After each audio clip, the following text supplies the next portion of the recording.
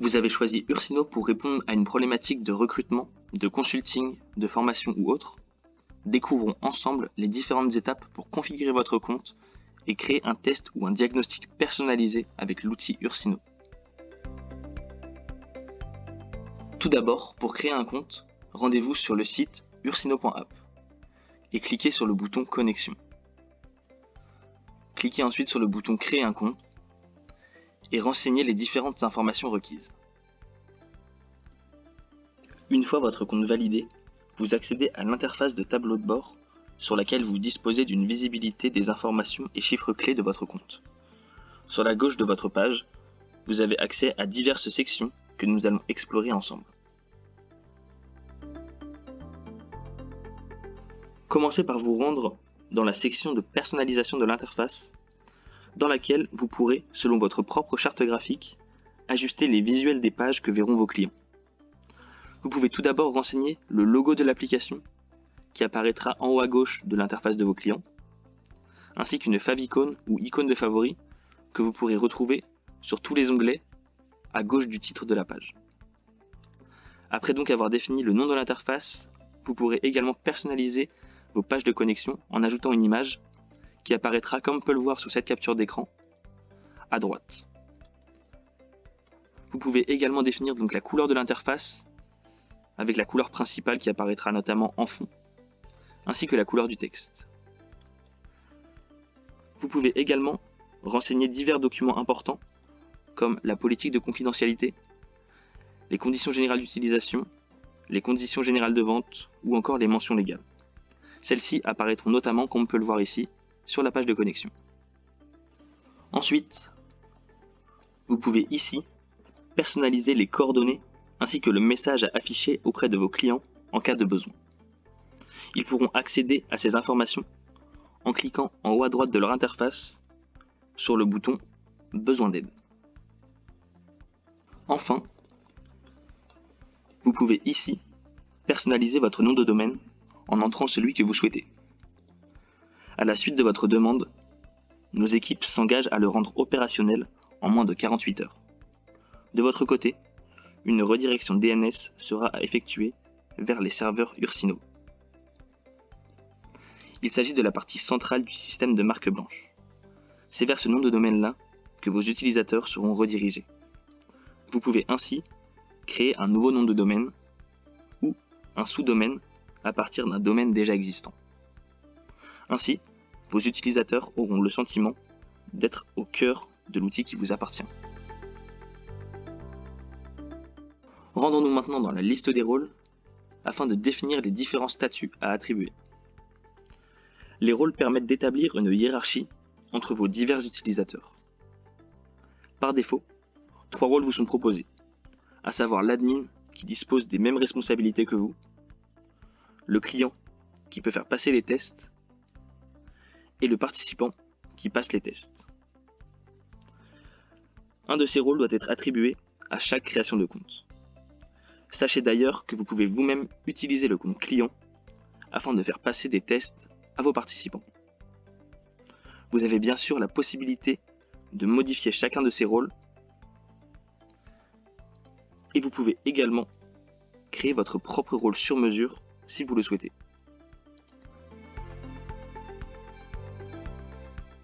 Dans cette section, vous pouvez retrouver 3 sous-sections où vous pouvez retrouver tous vos utilisateurs, les gérer et en ajouter de nouveaux, ainsi que les réunir par groupe.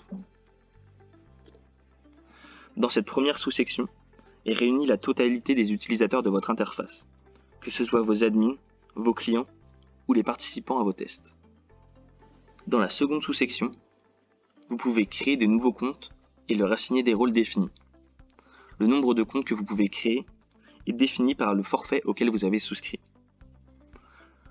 Vous avez également ici accès aux comptes déjà créés que vous pouvez éditer en modifiant les informations ici et si vous le souhaitez en leur assignant des tests et des formulaires de qualification. Vous avez également la possibilité d'accéder directement au compte via cette icône et de gérer les crédits attribués à chacun des comptes. Dans la dernière sous-section, Mes groupes d'utilisateurs, vous pouvez ici regrouper vos utilisateurs en groupes selon les critères de votre choix, comme la localisation ou le secteur d'activité par exemple. Cette option peut s'avérer très utile pour faciliter l'ajout de plusieurs utilisateurs à une session de test. Ici, vous retrouverez tous vos gestionnaires de compte, à savoir les personnes qui auront accès au même compte que vous, mais avec des identifiants de connexion différents. Le nombre maximal de gestionnaires de compte est défini par le forfait auquel vous avez souscrit. Vous pouvez dans cette section ajouter de nouveaux gestionnaires et gérer ceux déjà existants. En cliquant en haut à droite, vous pouvez accéder à l'achat de crédit et à la souscription aux abonnements. Vous pouvez choisir le forfait mensuel ou annuel qui vous convient, selon le nombre de comptes que vous souhaitez, ainsi que le nombre de tests que vous souhaitez faire passer. Vous pouvez également acheter des crédits à l'unité, sachant qu'un crédit équivaut au passage d'un test. En vous rendant dans cette section, vous pouvez créer les catégories auxquelles vos questions seront affiliées. Elles permettent de structurer au mieux vos tests et de faire apparaître des résultats plus pertinents et mieux organisés. Vous pouvez si besoin hiérarchiser vos catégories grâce à des sous-catégories à plusieurs échelles. Cette hiérarchie est facilement gérable grâce à un système de catégories parentes. Une catégorie peut également être classifiée en tant qu'acquis si vous souhaitez que celle-ci soit plus détaillée dans le rapport de résultats. Pour rendre vos tests plus complets et compréhensibles, vous pouvez leur attitrer des critères ainsi qu'une description personnalisée. Ensuite, pour ce qui est de la création de vos questions, vous pouvez vous rendre dans cette section, mais pour ce faire, il vaut mieux avoir créé un test au préalable. En vous rendant dans la section Mes tests, que ce soit pour une évaluation de compétences, un diagnostic, un recrutement ou autre, les nombreuses fonctionnalités de personnalisation vous permettent de construire votre propre test comme vous le souhaitez. Vous pouvez également éditer un test déjà existant.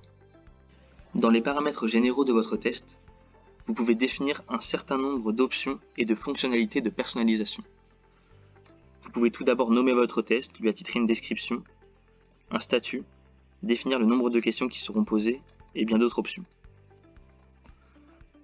Vous pouvez personnaliser la charte de votre test qui apparaîtra au début de chacun d'entre eux.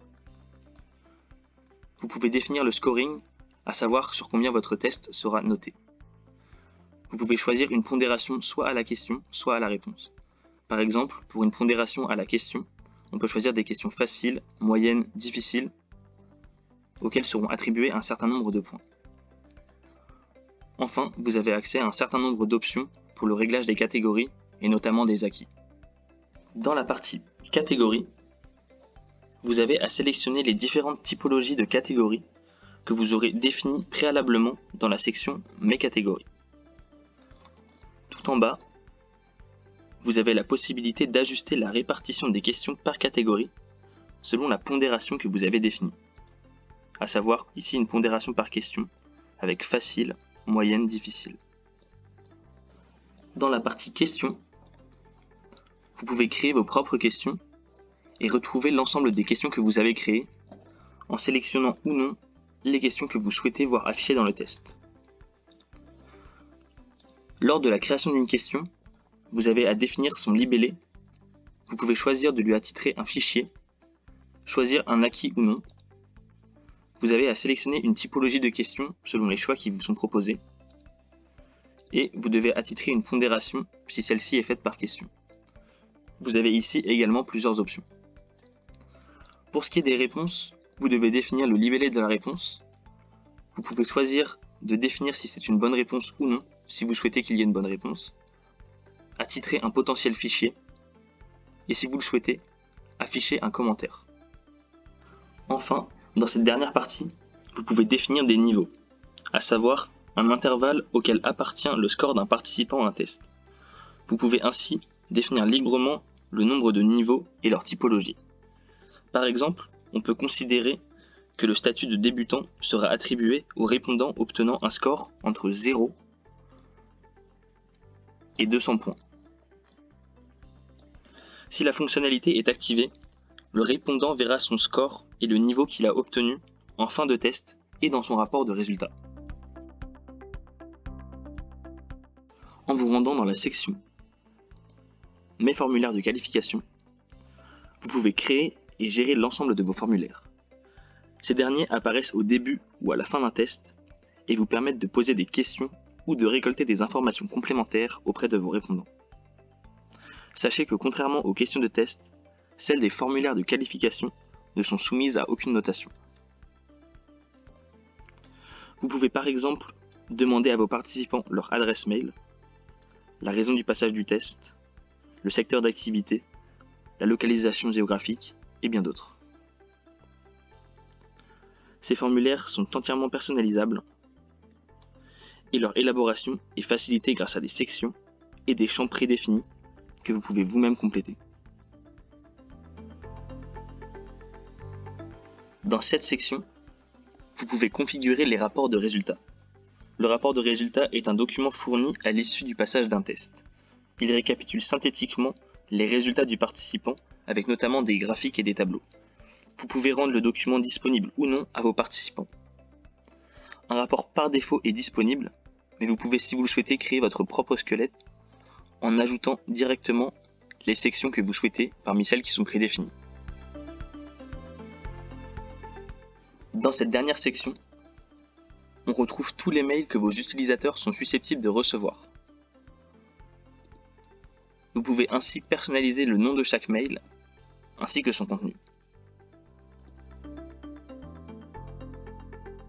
Voyons maintenant comment faire passer un test. Pour ce faire, rendez-vous dans la rubrique Mes clients et accédez à un compte client en créant un ou en vous connectant à un compte déjà existant.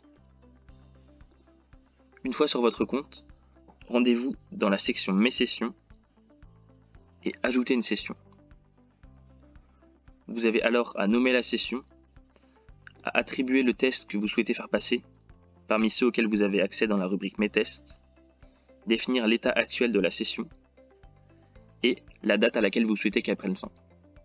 Une fois votre session créée, vous pouvez ici inviter vos participants en rentrant leurs coordonnées manuellement, en important un fichier CSV ou en sélectionnant une liste ou un groupe créé au préalable. Pour ce qui est du mode de connexion, si vous saisissez le mode connecté, vos utilisateurs disposeront de leur propre interface, mais auront à se connecter pour passer le test, alors qu'avec le mode non connecté, ils pourront passer le test sans connexion au préalable. Lorsqu'un participant aura lancé son test, il accédera à cette interface sur laquelle il pourra répondre aux questions du test. En l'occurrence ici, on a l'intitulé de la question et les différentes propositions qu'il peut choisir. Il aura en bas à droite un timer qu'il pourra consulter pour savoir combien de temps il lui reste, et à gauche une pop-over pour voir les questions auxquelles il a déjà répondu et celles auxquelles il doit encore répondre. Lorsque les participants que vous avez invités ont passé leur test, vous avez accès à l'ensemble des résultats dans la section Mes sessions, en sélectionnant la session que vous souhaitez et en cliquant sur cette icône. Vous avez ici accès à la moyenne de la session avec le score, ainsi que quelques détails par catégorie. Et vous retrouvez en dessous l'ensemble des participants à la session, pour lesquels vous pouvez consulter au cas par cas les résultats. Ici, on retrouve le profil du candidat et surtout le détail des résultats qu'il a obtenus en passant le test. Juste en dessous, vous avez la possibilité de laisser un commentaire par rapport aux résultats qu'a obtenu votre candidat. Vous pouvez mettre du contenu textuel, mais également insérer des images, ainsi que des vidéos ou des schémas. Dans la section suivante, vous avez accès à l'ensemble des questions du test, ainsi que les réponses formulées par votre candidat. Vous pouvez, si vous le souhaitez, laisser un commentaire pour chacune de ces réponses, et même consulter les potentiels commentaires qu'auront laissés vos candidats sur vos questions. L'ensemble de ces commentaires se retrouve dans le rapport de résultats. Pour le consulter, rendez-vous en haut de votre page, cliquez sur Télécharger le rapport, PDF, puis Exporter. Il prendra la forme que vous avez personnalisée vous-même dans les paramètres de configuration du rapport de test. On pourra par exemple retrouver en premier lieu un WYSIWYG administrable, donc une section dans laquelle vous pouvez intégrer les informations que vous souhaitez, que ce soit avec du texte, des images ou encore des vidéos.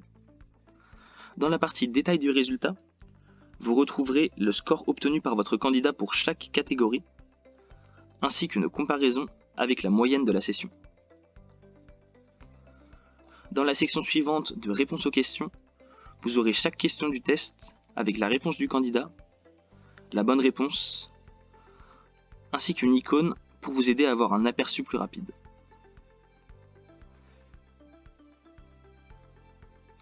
Dans la section suivante de résultats des acquis, si vous avez intégré des acquis à votre test, vous retrouverez pour chacune des catégories un tableau ainsi que des graphiques mettant en avant les points acquis, en cours d'acquisition et non acquis.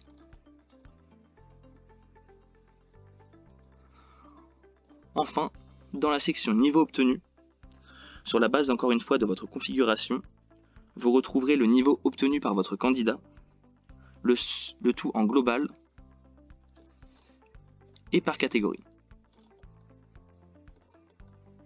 Vous savez maintenant comment configurer votre compte, créer des tests personnalisés et les faire passer. Si vous souhaitez des précisions sur certains éléments ou que vous avez la moindre question, n'hésitez pas à contacter l'équipe Ursino. Vous pouvez également consulter notre site web ursino.app sur lequel vous pourrez demander une démonstration gratuite. À très bientôt sur l'application Ursino.